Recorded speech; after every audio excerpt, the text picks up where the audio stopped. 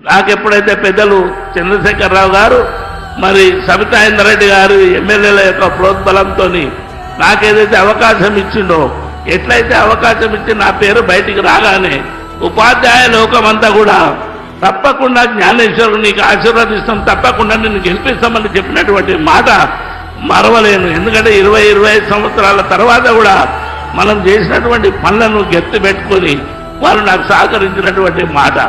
93 కులాల బ్యానర్లు కట్టినటువంటి ఏకైక వ్యక్తి కాసాని జ్ఞానేశ్వర ఆ రోజు. కనుక మిత్రులారా, మంచి చేయడానికి మనం ప్రయత్నం చేద్దాం.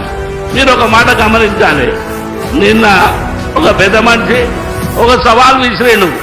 బీసీలకు సీమనెత్తురుంటే, బీసీల యొక్క ధైర్యం ఉంటే కాసాన్ని చేవెళ్లగడ్డ మీద గెలిపేయమని ఆయనకి ఇక్కడి నుంచే సవాల్ ఇస్తున్నా. తప్పకుండా చేవెళ్లగడ్డ మీద కాసాని జ్ఞానేశ్వర్ గెలుస్తున్నాడు.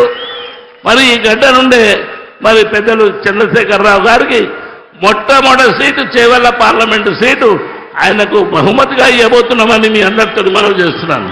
కనుక తప్పకుండా చేవెళ్లగడ్డ మరి కేసీఆర్ కు అడ్డగా మార్చి బీఆర్ఎస్ పార్టీని జెండా ఎగరేసే ప్రాంతం ఇది.